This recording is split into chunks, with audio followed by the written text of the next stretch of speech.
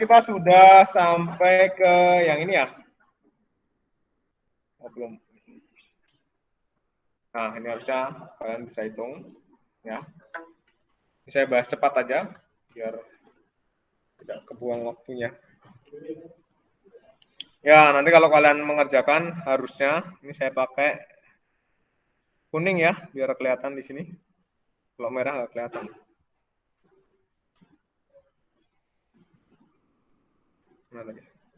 Nah, ini kalau kalian ngerjain hasilnya sekitar 20% ini ya. Nah, ini kalau ini caranya sama, ini berarti pakai yang ditanyakan energi relatif, itu berarti ET atau energi total, gamma kali E0, di mana gamma itu adalah E0 itu adalah M0 kali C, dibagi dengan akar 1 min P kuadrat per C kuadrat. Ini adalah M0, ya, 2, kemudian 2C kuadrat ya, ini ya, berarti 2C kuadrat per 1 min. Nah, ini kalian rubah, ini kan 6 kali 10 pangkat 6, ya, dirubah dalam C ya, 3 kali 10 pangkat 8, coret ya, ini 2 kali 10 pangkat min 2, jadi 0,02 C, ya, ini masukkan ke sini, 0,02 C dikuadratkan, dibagi dengan C kuadrat. Ya, nanti bisa dihitung sendiri ya. Benar kan? Yang lain, Aldi? Sesuai nggak? Rekan-rekan? Jangan sibuk HP-nya, ayo sambil dilihat ininya. Ya, nanti silakan dihitung sendiri. Oke, saya lanjutkan dulu tentang kecepatan relatif. Nah, ini yang mau saya bahas nih.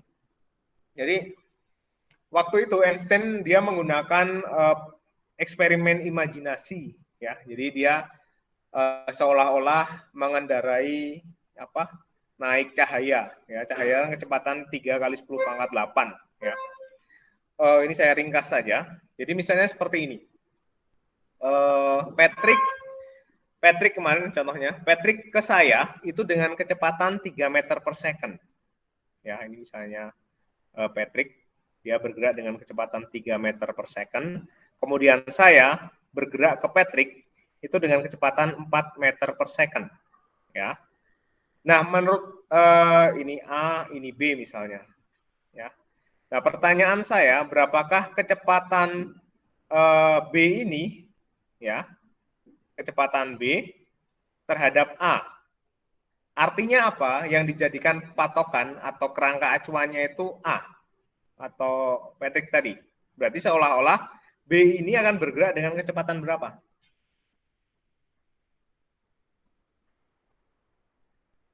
Bisa dipahami nggak? Jadi gini, misalnya, ya oke. Berarti logikanya B ini akan bergerak lebih cepat mendekati A nggak? Iya kan? Karena A ke B dan B ke A.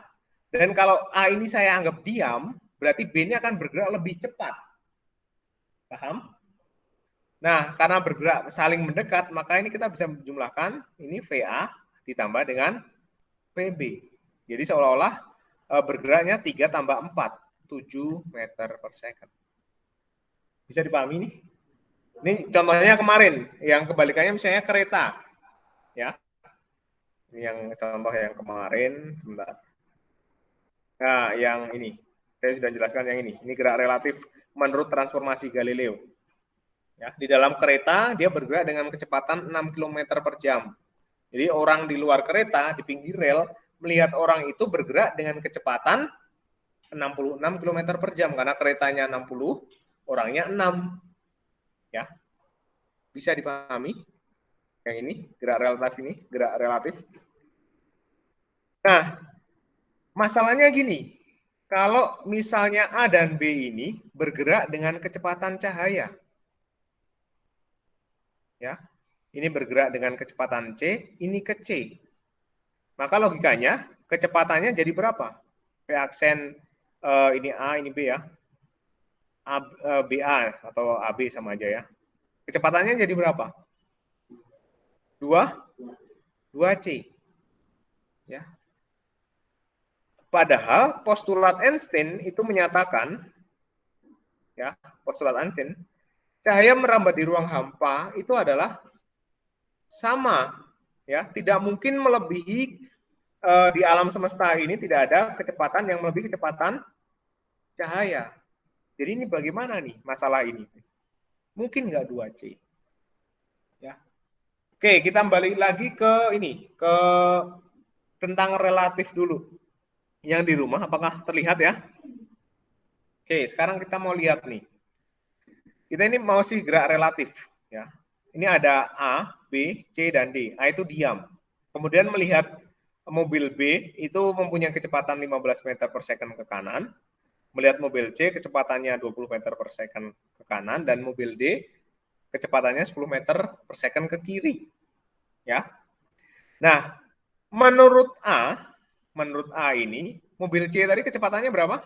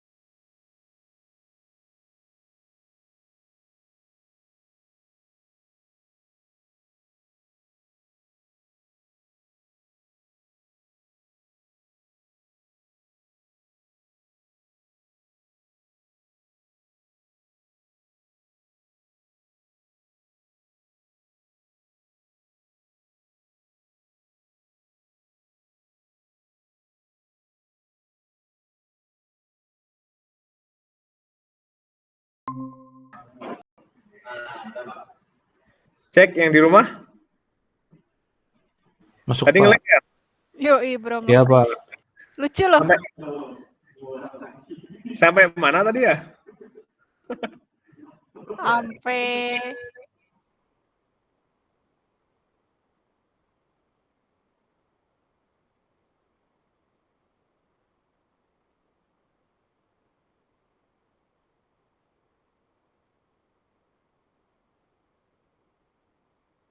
Pak. Oh ya.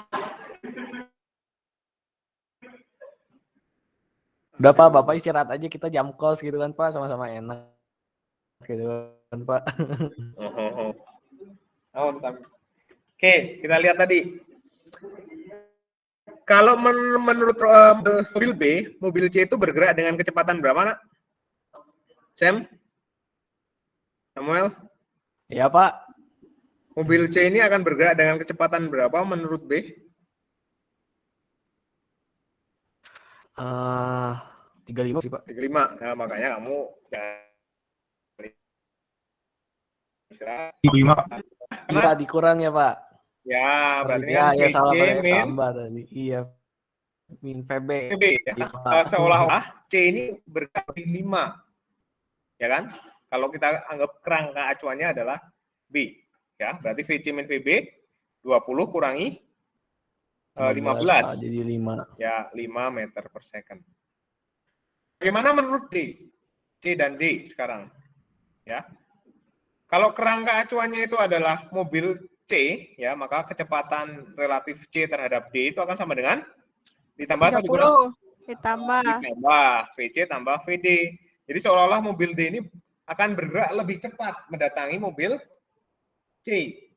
Pak, Ya. Apa? berarti kalau searah dikurang, kalau berlawanan arah ditambah gitu ya, Pak? Good. Ya. 20 tambah 15 sama dengan, kok 15 sih? 10 ya. 30 meter per second. Oke, sampai sini dulu paham? Nah, sekarang kita lihat bagaimana kalau kecepatannya mendekati kecepatan cahaya. Ini ada pengamat yang diam melihat roket B. Roket B kecepatannya 0,6 ya. Dan cahaya, ini cahaya seolah-olah saya berdiri sendiri ya. Cahaya C dengan kecepatan C dan UFO dengan kecepatan mendekati A itu adalah 0,8 C. Ya, ini menurut A. Ya. Nah, sekarang saya tanya misalnya, berapakah kecepatan cahaya menurut pengamat A? Ya, sama ya seperti tadi ya. VCA kecepatan relatif C terhadap A sama dengan VC kan? Sama dengan ya kecepatan cahaya itu sendiri. Benar? Ya. Nah, bagaimana kalau kecepatan cahaya menurut roket B? Menurut roket B, kecepatan cahaya ini akan berapa? Tadi dia ditambah atau dikurang antara B dan E? Dikurang. Oh, dikurang ya. Berarti V aksen CB sama dengan VC VB dikurangi dengan 0,4 C. 0,4 C. Oke, masih logis. Nah, bagaimana kecepatan cahaya menurut UFO D? Berarti V aksen CD. Ditambah atau dikurang? Ditambah. Ya, berarti VC ditambah VD. VC C ditambah dengan D. 0,8 C. 1,8 C. Lah, ini logis nggak ini? Kecepatannya melebihi kecepatan cahaya. Bentar. Ini mau saya pindah ke atas. Ya logis. Ya, tidak mungkin menurut Einstein tidak mungkin ada di alam semesta ini kecepatan yang lebih kecepatan cahaya. Ya, harus menggunakan tadi prinsip dari transformasi Lorentz tadi ya. Ya sekarang kecepatan jam pertama ya menurut C kan. Nah, bagaimana kalau kita meninjau dengan transformasi Lorentz tadi ya? Kecepatan cahaya relatif C terhadap B itu berarti kan sama dengan dikurangi tadi ya VC min VB, tapi kita perlu ada faktor lain yaitu bukan akar tapi 1 min VC kali VB per C kuadrat. Ya. Kita masukkan yuk. VC kurangi VB. C kurangi 0,6 C. Boleh, ini tadi sudah dihitung ya. 1 kurangi VC C dikali 0,6 C dibagi C kuadrat. Ya. Saya di sini aja biar banyak tempatnya. Nah, berarti ini sama dengan C kurangi 0,6 0,4 C dibagi dengan 1 min 0,6 C kuadrat per C kuadrat. Coret ya. Berarti 0,4 C per 1 kurangi 0,6 0,4 coret.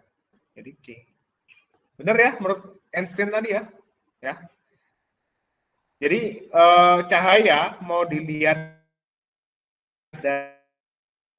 dari kerangka acuan manapun, mau harusnya tetap ya, dia tidak berubah. Kecepatan cahaya kan C. Ini dilihat dari A itu adalah C, dilihat dari B juga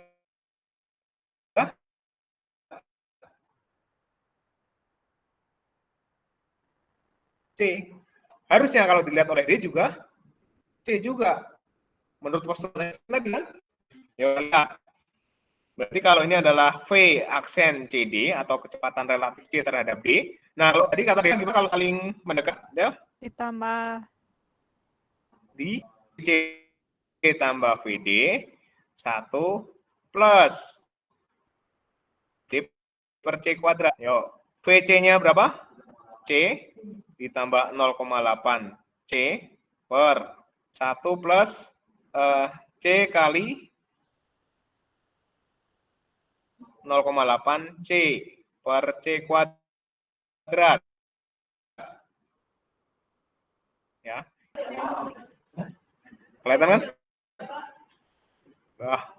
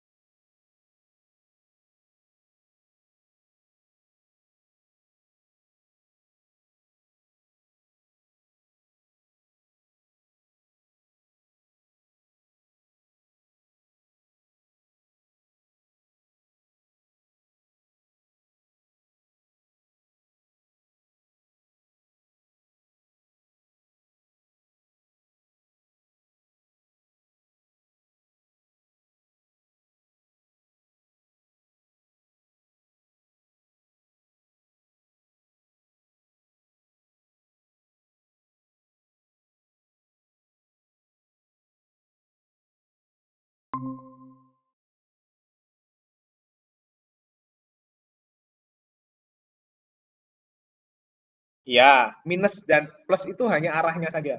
Jadi kalau misalnya, soalnya nanti jadi bingung, ini ke bergerak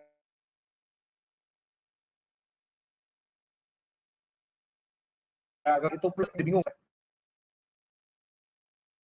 Kalau kalian mungkin nanti lihat di di YouTube atau di yang lain, kalian perlu perhitungan itu. Tapi prinsipnya saja, ya, biar kalian nggak bingung dulu.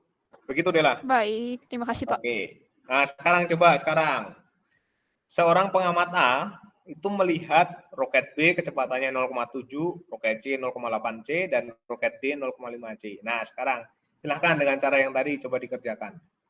Ya. Oleh A itu melihat C dengan kecepatannya berapa? Kalau C, kecepatan roket C menurut roket B berapa? Kecepatan roket C menurut UFO D berapa? Ya. Apakah sama 0,8 C semua? Ya. Hah?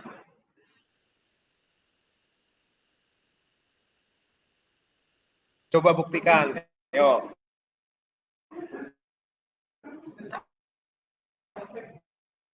Yuk yang di rumah silakan sambil dicoba dibuktikan apakah bagaimana kalian kecepatan roket ini memiliki. Silakan. Yang ada tulis atau perlu